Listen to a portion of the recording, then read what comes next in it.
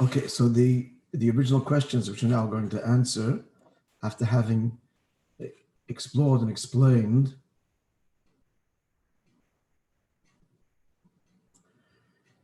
the core foundations of the disputes. I don't know why this is happening. I've got two screens up here. No idea why. I have to get rid of one. Anyway, I'll just drag this down. I'll cover it. Okay, that's better. Between Beis Shammai and Beis Hillel. So let's go back to the beginning of the Sikha, or actually not a Sikha, it's several Sikhas combined. This all began with an analysis of quoting the final Mishnahs of the entire 6 orders of the Mishnah. So let's remind ourselves. The Shas, that is the 6 orders of the Mishnah, concludes with the following statement.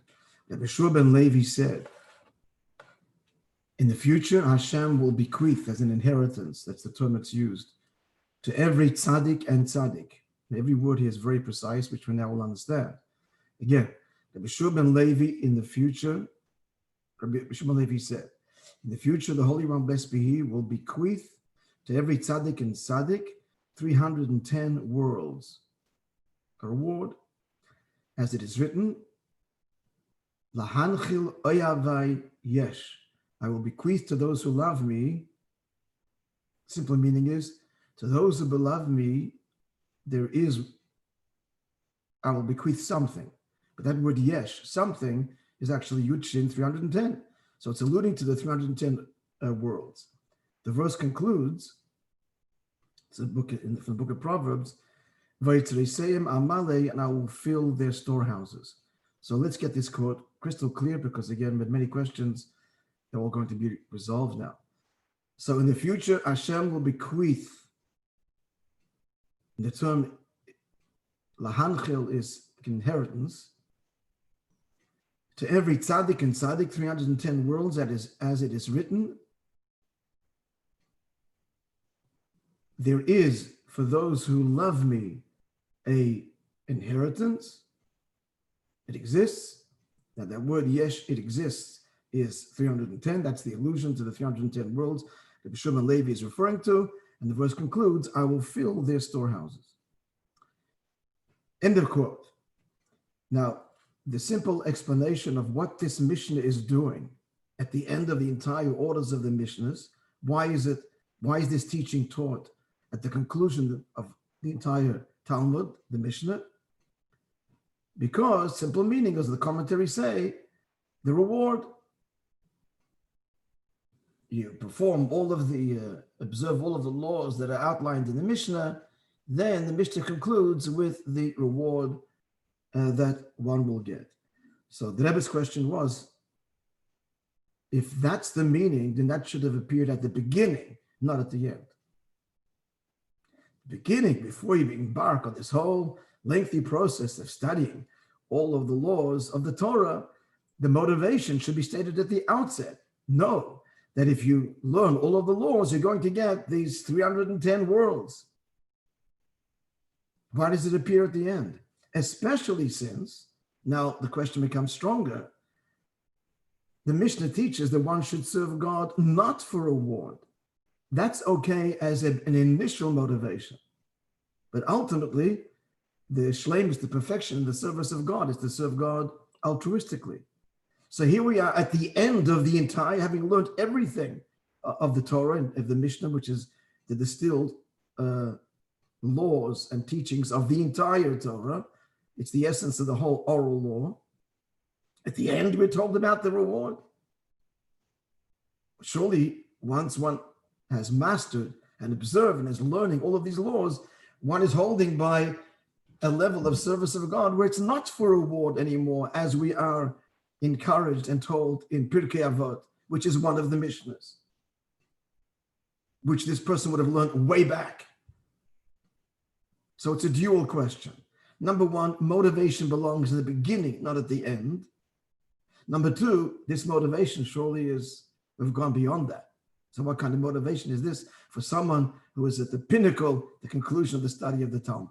Questions are clear, right? More questions that we had asked at the outset on this quotation were, Rabbi Shimon Levi said, the Mishnah said that God will bequeath as an inheritance. An inheritance? It's an earned reward, not a nachala.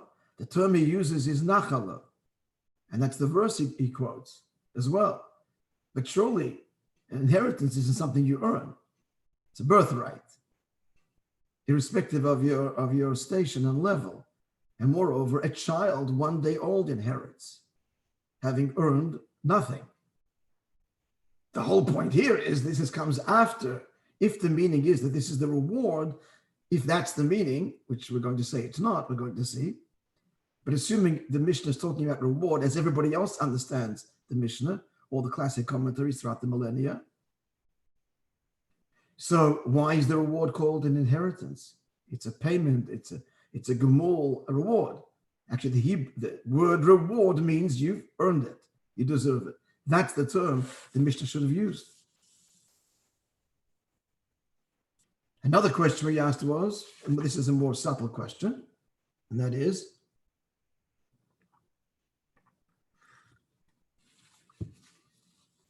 the proof text that Rabbi Shimon Levi brings. He had stated that the reward is 310 worlds, whatever that is, we'll soon also see. Now it's hinted to in the words of the text, to the book of Mishlei, chapter 8, verse 21, Lahanchil oya vayesh. There is an inheritance given to those that love me. And that word there is, yesh is 310. Great. That's the allusion to 310 worlds. Why does Rabbi Shimon Levi go on to quote the rest of the verse where it's irrelevant? I will fill their storehouses. He's bringing a proof text to the 310 worlds. It's those key words, yesh. Stop your proof right there. And this is a question the Rebbe asks. It's a typical question of the Rebbe, very precise in his analysis. Everything in Torah is precise to the nth degree. When you bring a proof text, you only bring from the proof text that which is germane to the point you're making. You don't quote the rest of the verse, as interesting as it might be, if it's not the point. So the conclusion of the verse, I will fill their storehouses, doesn't add anything to the proof text, which is those words, Lahanchil oya vayesh yud shin 310. You got your proof. Why go on to bring the rest of the verse? Moreover, the rest of the verse is a problem. The words, I will fill their storehouses, meaning the storehouses of the tzaddikim, their vessels will be filled, is a problem. Now, without repeating all of the details of the problem, here's the bottom line. When you say you're going to fill their storehouses, whose storehouses are these? The tzaddikim. Okay, their vessels, they'll be filled. That's a limited blessing. Once the storehouses is filled, it's filled. But the 310 worlds, without going to the detail now, is God's reward or bequeath. The term. That's infinite relative to storehouses. So our question, irrespective really of the Mishnah, just looking at the verse itself, we have a problem.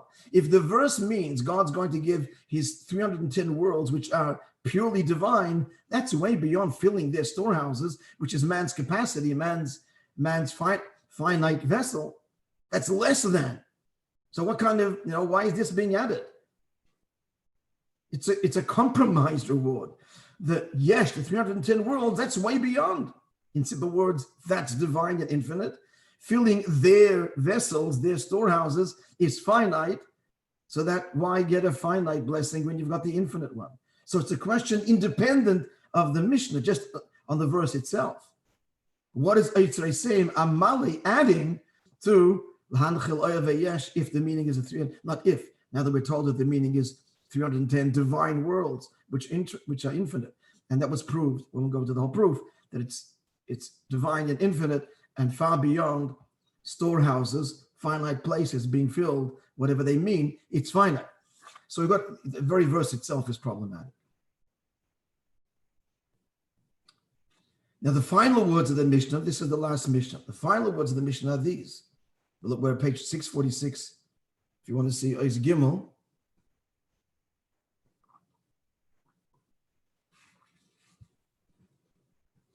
This is the final teaching. It follows right after. Rabbi Shimon ben Chalafta said, God did not find a vessel to contain blessing for the Jewish people other than peace. In the Hebrew, Rabbi Shimon ben Chalafta le'motza kadosh baruch hu kli machzik bracha liYisrael ela hasholem. And he brings the verse, Shenamar, Hashem oiz la'am yitin, God gives strength to his people. Hashem yivarech es am v'sholem, God blesses his people with peace. In summary, Rabbi Shua ben Chalafta is saying that God didn't find a vessel that can contain blessing for the Jewish people other than peace, and brings the proof text. Now, this follows directly after the 310 worlds. So the commentaries explain that what this next teaching is saying is, what's the vessel to contain the 310 worlds? It's peace. That's the flow. That's why this teaching comes right after the reward of the 310 worlds. What's the vessel? It's peace. We have several problems with that. Number one, again, we have to go back to the more detail, but just to give you the bottom line, the problem is the 310 worlds themselves, they are the vessel for God's blessing, the infinite blessing. So we've got already the blessing, the divine, the vessel are the 310 worlds. What's peace adding? What's that adding? When the 310 worlds are the vessel for the infinite divine blessing. So that's a problem right there. What is peace adding? We've got the blessing and we've got the vessel. The blessing is divine, the blessing the 310 worlds. Another question. The language is very strange. God didn't find. What does it mean God didn't find? It means God searching. What does it mean God searches? It's something you only discover through a search. So what is meant by this? That this is such a lofty thing that it's even hidden somehow from in heaven. It's hidden. God's searching. It isn't obvious. So what does this mean? Why is this even a find, even for God? Very strange terminology. So these were the questions we had, like 6 or 7 questions on the final teaching of the entire Mishnah. And then we learned that what's the Mishnah before that? This is the last Mishnah. What's the second last Mishnah? Let's remember, which is how we got into all of this, the whole Beis Shammai Beis Hillel thing. Because the second last Mishnah is an argument between Shammai and Hillel. And let me refresh your memory. The argument is, at what point does honey become liquid? In halacha. And solids and liquids are very different in halacha, with many areas, but with respect to the laws of purity and impurity, without repeating the whole spiel. So you have honey in the honeycomb. So Beis Shammai says the status of the honey in the honeycomb changes. There's 2 opinions in Beis Shammai. The moment the farmer, the owner, decides to remove the honey, in that decision, in his thought, Mishim Aharer, already the honey there has the status of liquid with respect to the laws of impurity, no longer a solid, which have a different set of laws. Another opinion in Shammai is when he smokes. How do you get the bees out? You smoke the honeycomb. So as soon as he puts the fire underneath the honeycomb and the smoke is rising, even though he has not extracted the honey, it's still in the comb. It's already considered liquid. So there are 2 views in Shammai, but in either case, he hasn't actually extracted it. It's the potential, right? It's the process is beginning. The cause has been established, the decision or the smoke. And Hillel says, no, only actually removes it. When the honey is removed from the honeycomb, then it has the status of a liquid, and prior to that, the status of a solid. So that was our first argument of Shammai and Hillel that we looked at, where we see that what's at the root of their argument we're looking at any situation, what's the primary reality when it's realized, actualized, or its potential? What's the critical part of it? The cause or the effect or the result? And we saw that argument consistently in many diverse areas of the entire Talmud. And we went into great depth explaining the root of their argument, an existential argument of the purpose of life, the objective of man, the purpose of mitzvahs.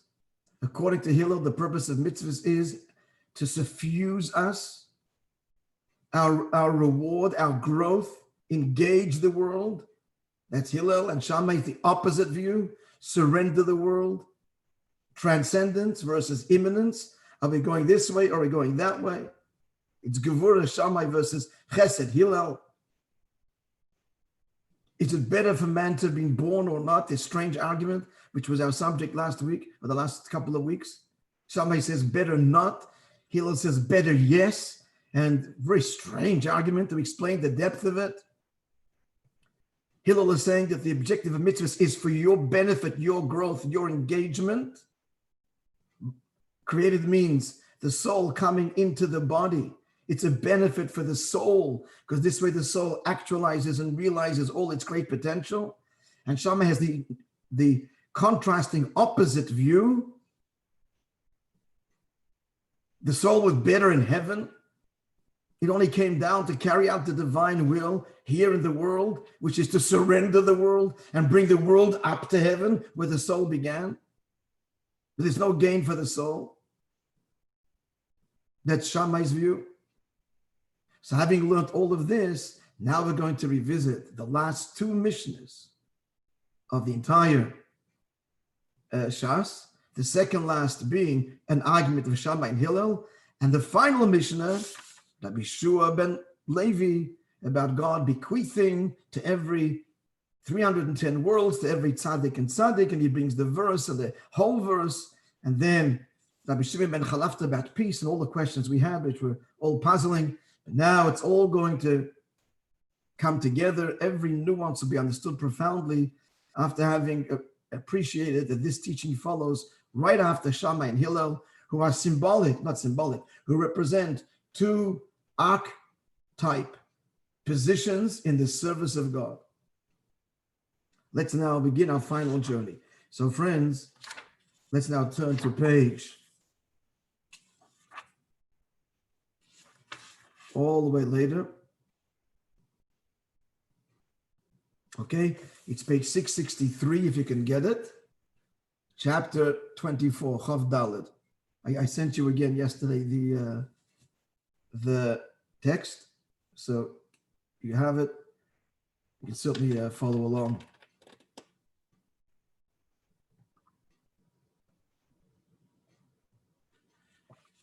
Okay.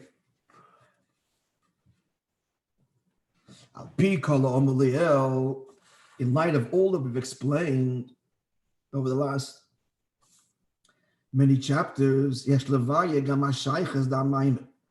now going to explain the connection between the teaching. The final Mishnah, which said, in the future, God will bequeath as an inheritance to every tzaddik and tzaddik, Shai Oilamas, 310 worlds, etc.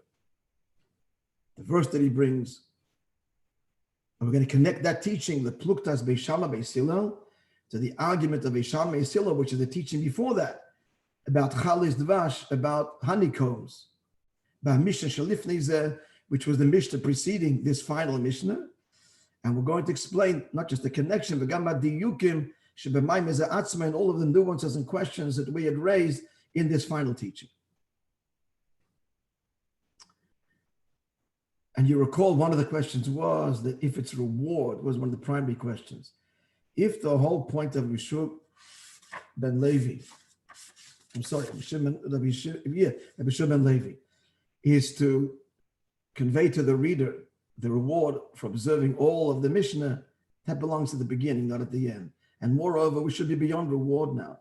At this point, after having learned all of this and observing all of it, surely one is at the level of fulfilling the teaching in Pirkei Avot, which is one of the Mishnahs that you learned, They're not to be like a servant who serves for reward. So now we're going to see that it's not about the reward, but rather what? Much deeper than that. This itself, Shas, the reward of, quote, that each tzaddik will inherit 310 worlds. Ba comes in italics, Mishnah at the conclusion of the Mishnah, in brackets, Shalemos Aveda, surely the perfection, the apex of divine service, which is Shaloi Almanos Lekabel Pras, not on the condition to receive reward.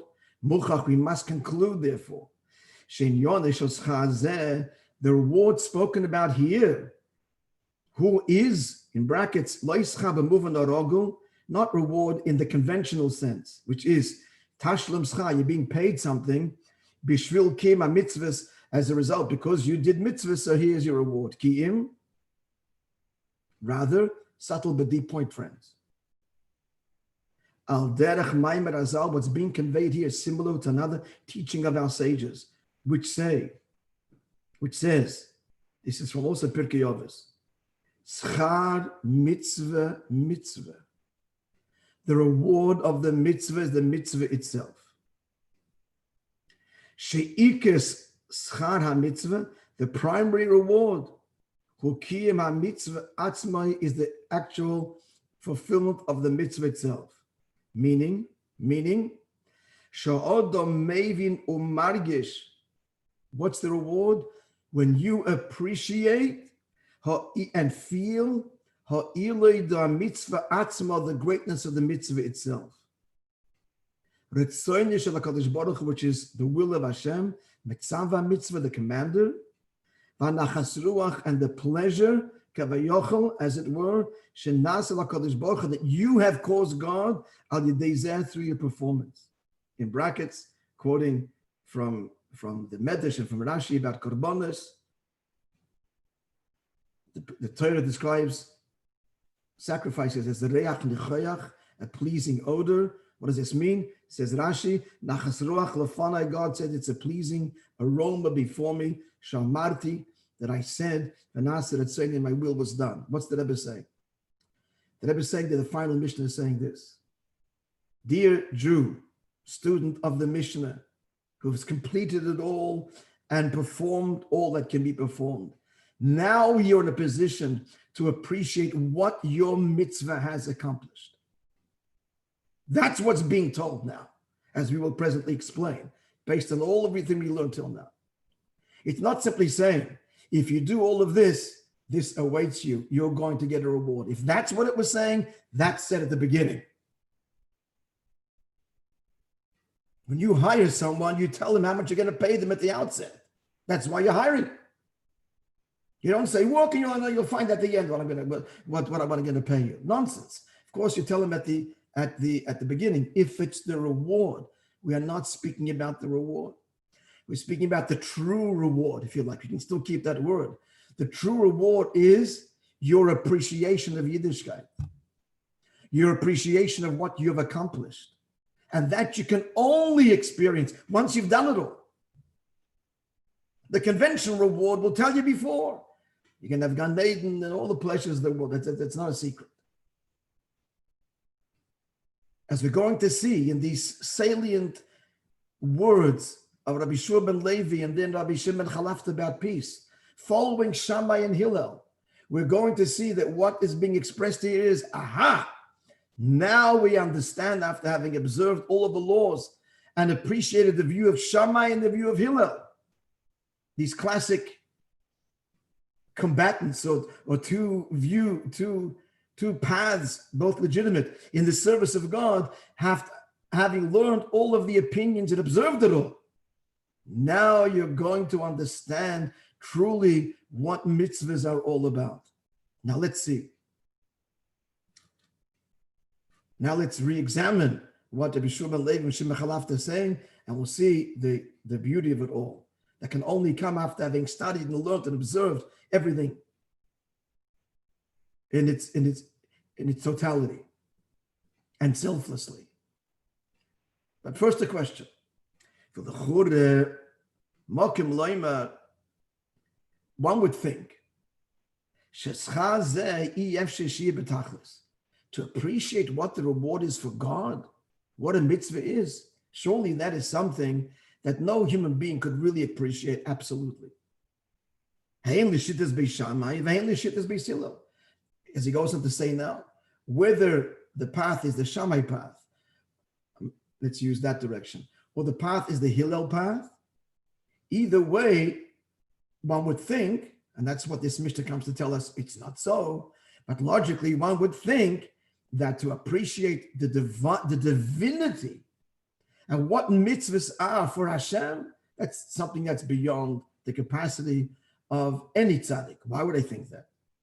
The Shittas Beis Hillel, according to the view of Beis Hillel, last paragraph in page 663,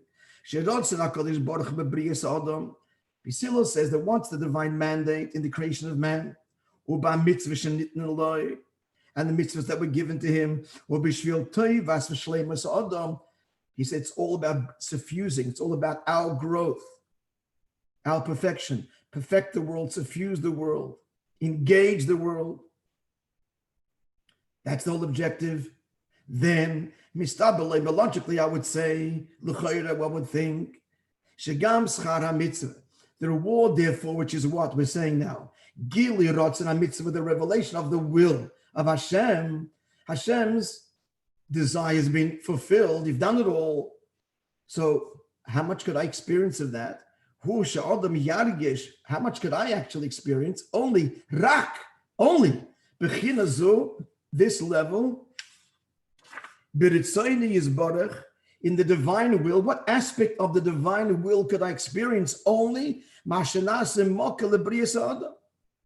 I can only express the divine will that is relatively finite because it's the direct source of my creation. Let's get this clear. Hillel says that the whole purpose of mitzvahs is that creation don't dissolve creation, engage creation, fill, grow, develop in a godly way your existence in the whole world.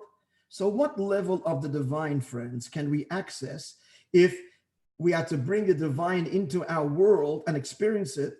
Our world is finite, limited. So the level of the divine has got to be the immediate source of creation, which itself would be finite, so that it can be invested in creation. There are two primary names of God, friends, Elikim and Yud Kei Vav Kei. Breishis Bora Elikim. What's Elikim?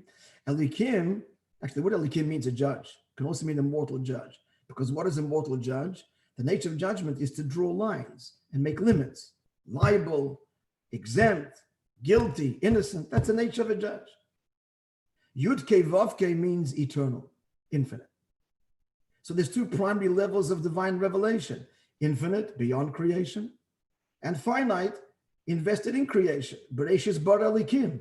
Each creation has its own limits and definition and nature and properties, etc., all determined by divine energies invested in each creation. So Hillel says the whole point is to suffuse creation with godliness. What level of godliness are we speaking about? That level that can be invested in creation, which is Elikim. So that's all we can access. So if we're going to connect to the divinity that we have drawn, what's Hillel saying? What are we saying now? We're saying that the reward is the result, the appreciation of the realization of the divine intent. Well, what is that according to Hillel? The divine intent is that creation be suffused with godliness. Then by the definition, it has to be a finite level. And we're going to experience that finite level. It's wonderful, but it's limited. Are we clear? We certainly cannot experience the infinite beyond creation level. According to Hillel, that's actually not our world at all. So we're clear? That's what I would assume, which is fine. We're going to experience divinity. We're going to experience the godliness that we, mitzvah by mitzvah, have brought down to the world. But what level of divinity is that? If it can be invested in creation, if it can fill me and it's part of my growth and suffuse and connect and become one with the world, obviously it is a finite level of divinity, relatively speaking. Elikim. Are we clear? Yes? Nod of a head, this way, that way. Yeah. Now, even Shammai or Leidach, see where this is all going, friends? This is all going that Rabbi Shimon Levi says no. And he says each tzaddik and tzaddik. Why say the word tzaddik twice? Each tzaddik. Because he's referring to Shammai and Hillel. We'll see at the end, even according to both views, which are both legitimate, we're going to see the end result is far beyond what logic would say we would have achieved. But that's I'm giving you a heads up where we're going. It's going to answer all of the nuances and questions we had. But let's continue our journey. Let's continue. So clearly, according to Hillel, what is the end result? What level of the divine will we connect to? That level which it can be experienced by the human being. That's the whole point. Suffuse, engage. Now, even Shammai, you might think, wait, Shammai says I'm going the other way. Shammai says we're surrendering our limitation to the transcendent.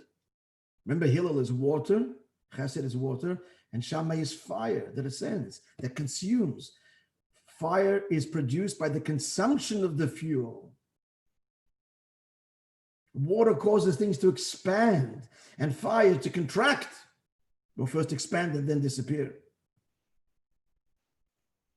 To loosen and then be consumed. That's fire. Opposite.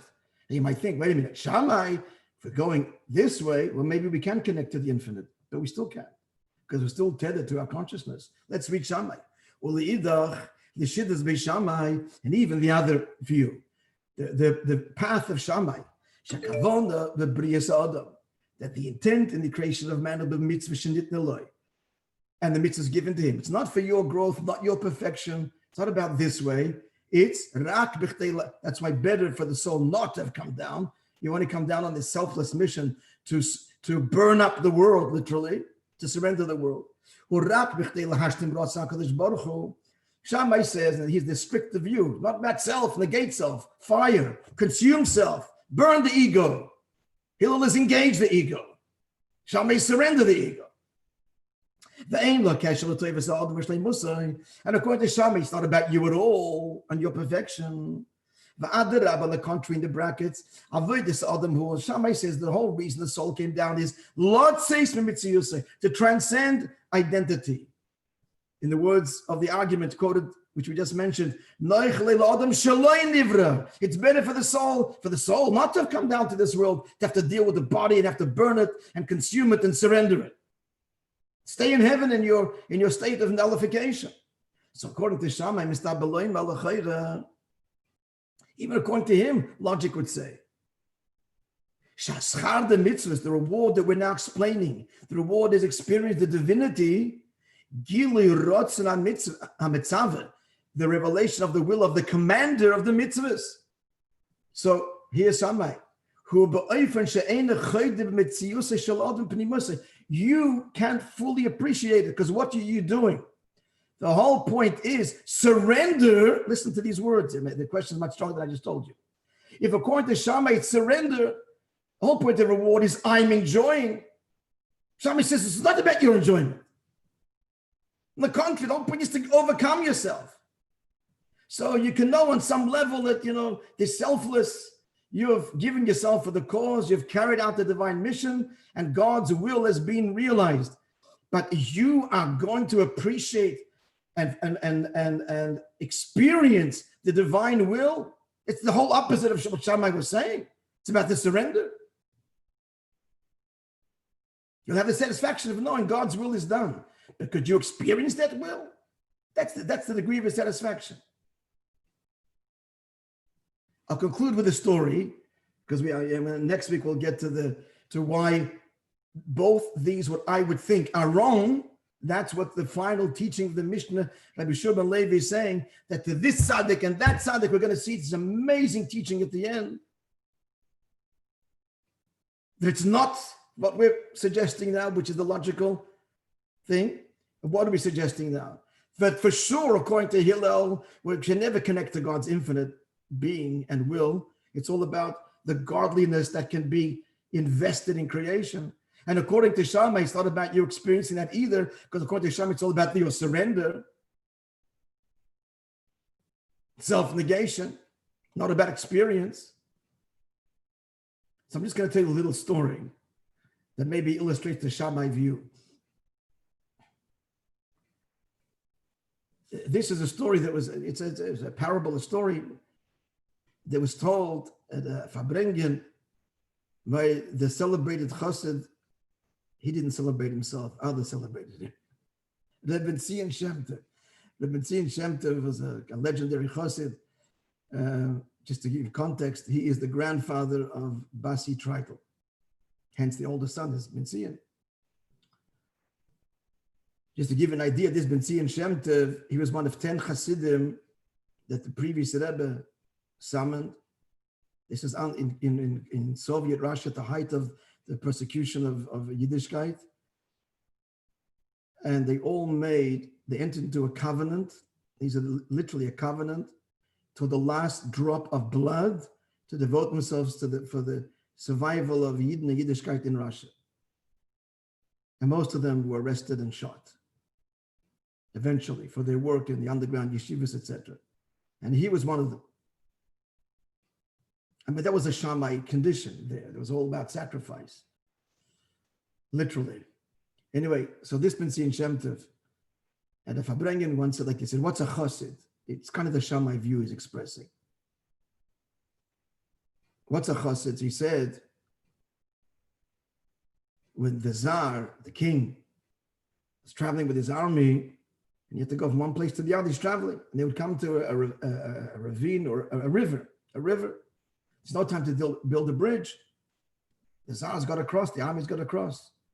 So there's a word in Russian for this, what happened is, soldier, and a soldier would walk into the river and drown, and on top of him another one, on top of him another one, on top of him another one, until finally a bridge was made of the soldiers that the rest of the army, the Tsar, could cross.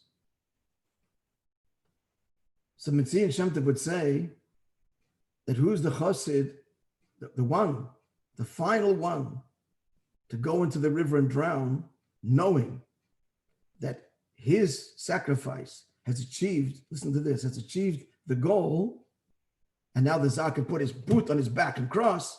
That's not the ultimate sacrifice, because you know that your sacrifice has achieved something. It's the soldier who went into the murky depths because he knows someone else is going to follow him.